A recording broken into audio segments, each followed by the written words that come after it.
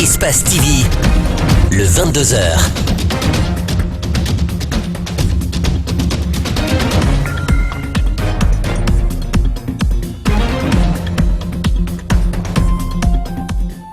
Bonsoir à tous, merci de nous choisir pour vous informer et bienvenue dans cette grande édition d'information. Tout de suite, les titres. Le monde célèbre ce mercredi 8 mars la journée internationale des droits de la femme. En Guinée, le thème choisi est construire les alliances pour l'égalité des sexes et l'autonomisation des femmes dans un monde du travail en mutation. Le Palais du Peuple a été le lieu d'une forte mobilisation. Comment lutter contre l'impunité en Guinée? Un atelier dans ce cadre s'est ouvert ce mercredi à Conakry. Pour beaucoup d'Américaines qui voyaient déjà Hillary Clinton à la Maison-Blanche, la victoire de Donald Trump a fait l'effet d'une douche froide. Les mouvements féministes cherchent à protéger les droits des femmes sous cette nouvelle administration conservatrice. Je vous le disais à l'instant, la fête des femmes a été grandiose au Palais du Peuple. Chants, danse, tout a été réuni pour offrir un cocktail complet à cette journée du 8 mars.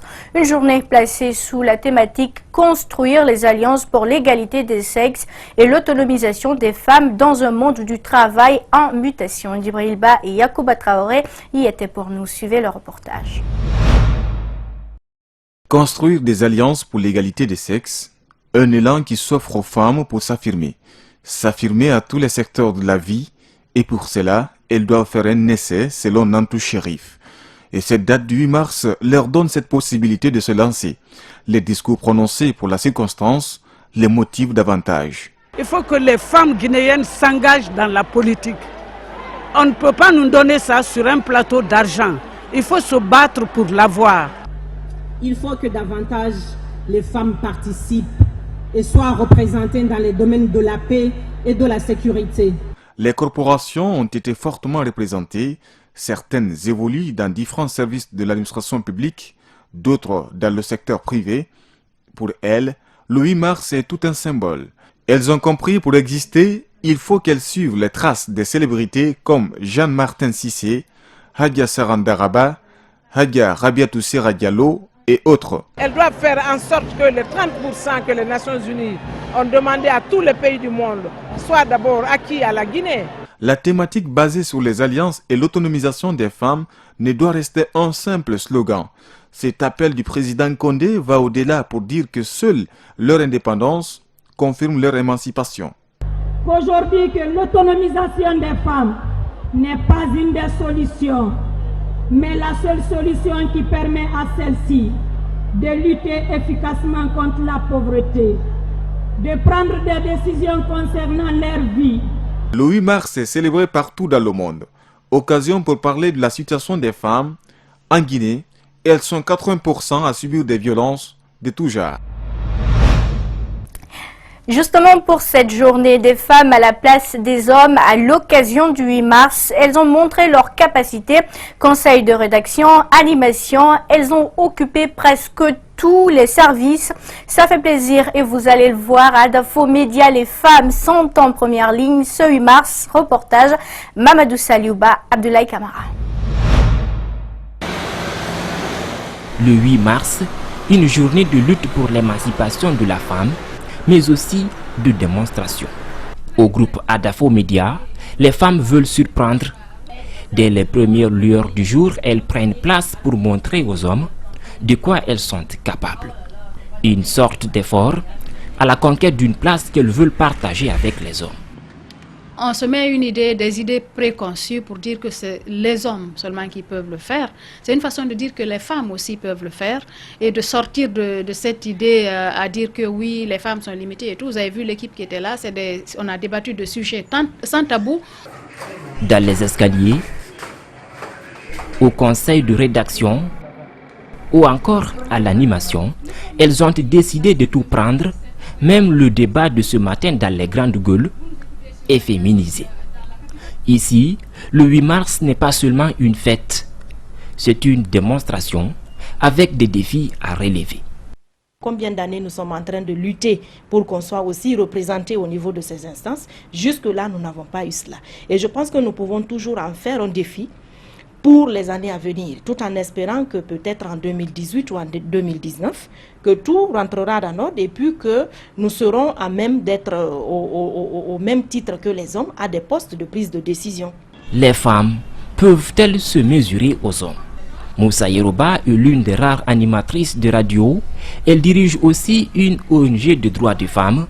Pour elle comme pour les autres, aujourd'hui, les hommes doivent se reposer.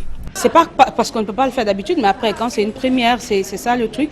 Mais après, ça fait plaisir de se retrouver dans des émissions. Quand tu vois une Mafoudi à la Reine qui va faire Espace Première aujourd'hui, tu vois les femmes dans les grandes gueules, une émission à majorité masculine. Voilà, il n'y a que Moussa Yoro qui est dedans. Mais qu'on retrouve toutes les femmes après toutes les émissions, ça va jusqu'au soir dans MLA. Et c'est les femmes qu'on retrouve. Travailler comme c'est pas permis, aller de l'avant coûte que coûte. Le 8 mars de chaque année, elle résume le bilan de leur activité par des actions que les hommes ont l'habitude de faire. Et dans les marchés aussi, elles sont là pour la recherche du pain quotidien. Elles endurent toutes les souffrances pour le bonheur de leur famille. Ces femmes méritent un hommage particulier à cette date du 8 mars. Malik Sangiana Kamara et Mohamed Aluseni Kamara signent ce reportage.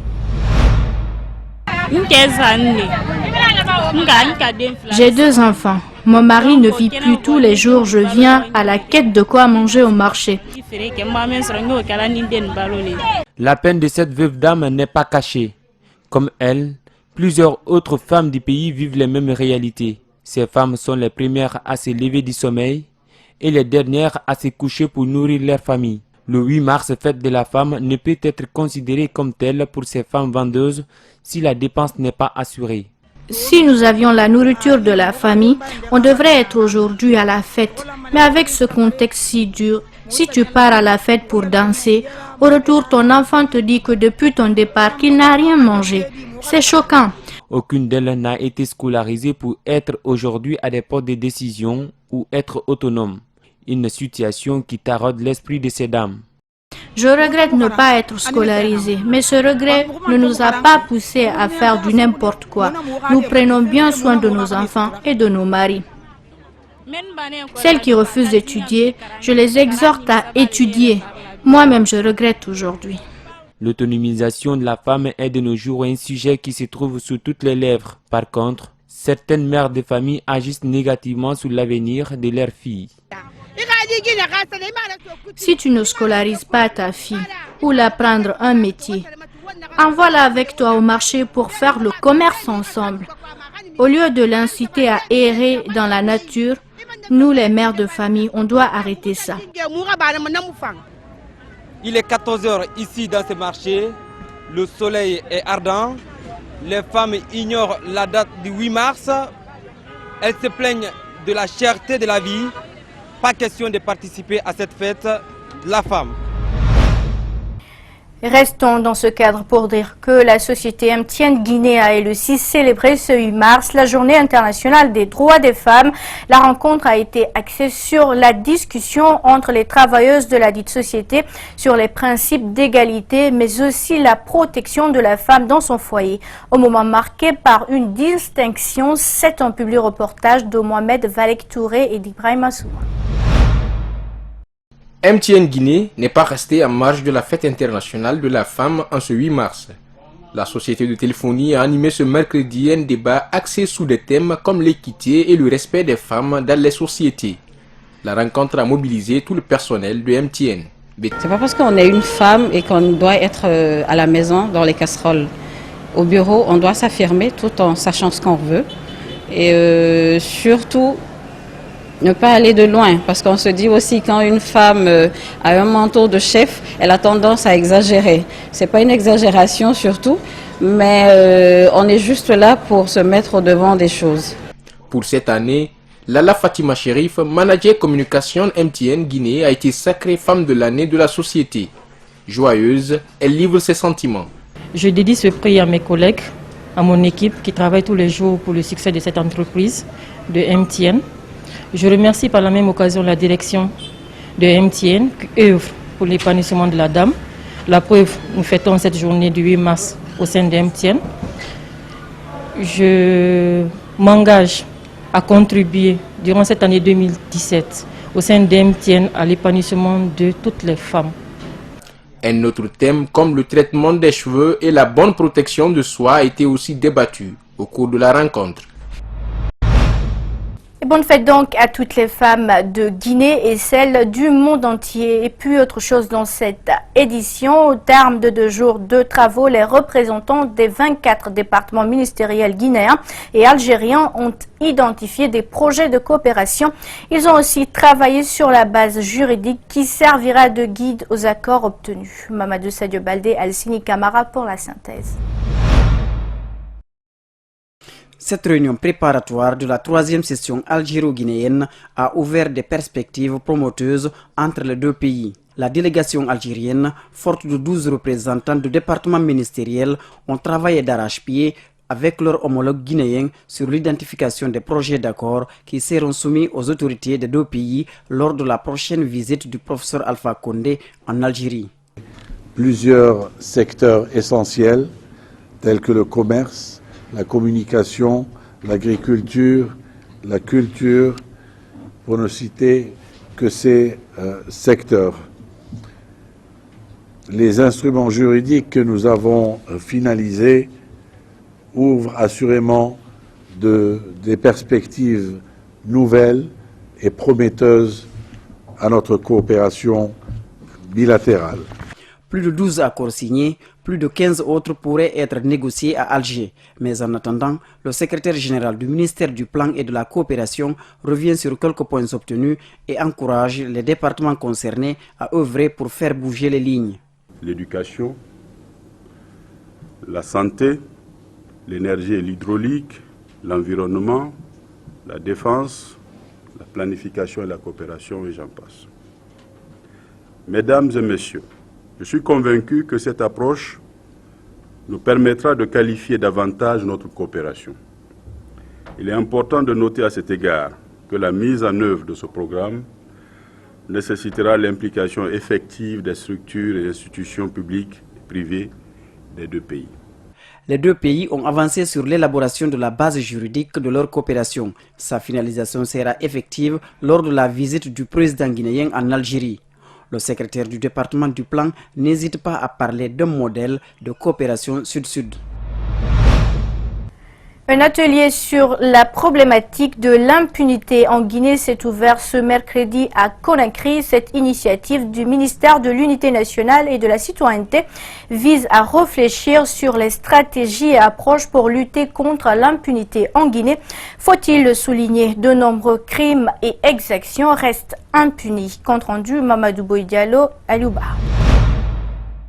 La problématique de l'impunité dans notre pays constitue l'une des urgences essentielles et légitimes de nos concitoyens auxquelles nous devons faire face avec fermeté et courage. Le ton est tranchant.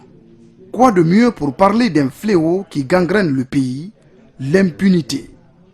La Guinée couvre sous le poids de ce fléau depuis la Première République jusqu'à maintenant, notamment avec les marches de l'opposition ou encore les crimes sur de simples citoyens.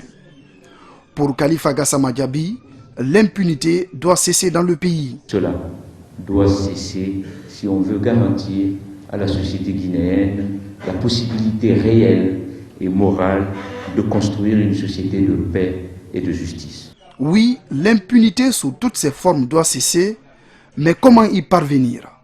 Des solutions ne manquent pas. On a besoin de la faire avancer, d'abord pour rendre justice aux victimes, mais surtout aussi pour prévenir, pour éviter qu'il y ait encore des victimes. Il faut que le système judiciaire marche et que, une fois que les gens sont victimes de violations de droits de l'homme, qu'ils aient un recours. Les travaux prendront fin ce jeudi. Les participants venus de la société civile et des partenaires techniques et financiers vont élaborer un document sur la problématique de l'impunité en Guinée. Et c'est tout pour cette grande édition d'Information à tous. Merci de l'avoir suivi. Merci également à l'équipe de la rédaction ainsi qu'à celle technique. Surtout, restez avec nous. Nos programmes continuent sur Espace TV. Au revoir.